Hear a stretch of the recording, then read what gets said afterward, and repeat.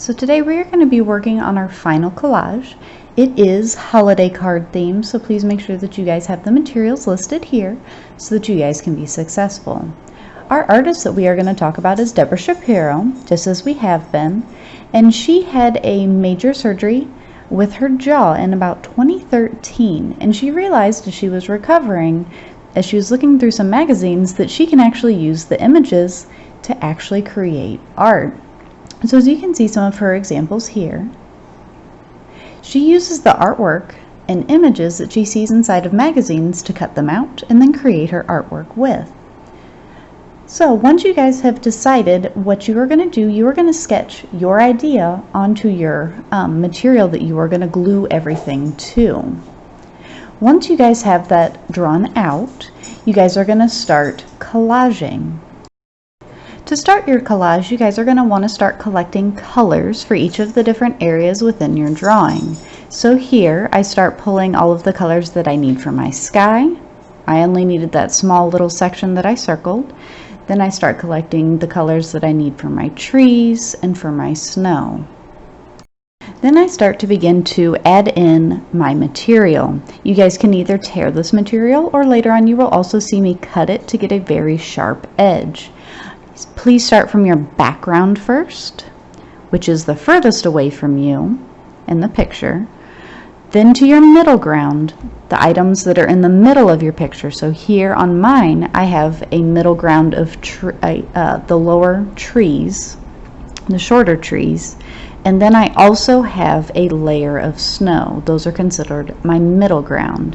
Then for the last layer, I have my foreground, which is that tree that is closest to me and gets the most amount of detail.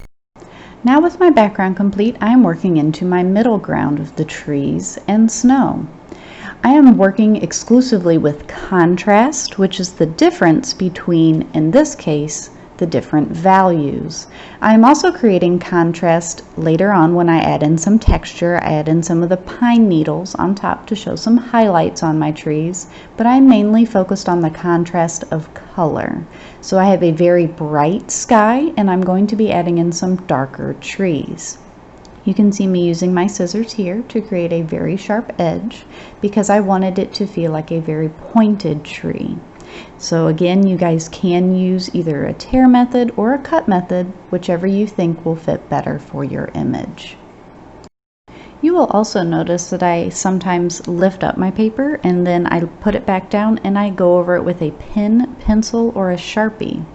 I do this so that I am able to better fit the area that I need that piece to fit into. So for instance, you can see me add and subtract out the hills, to create the edge of the tree a little bit better. I'll subtract all of those different things.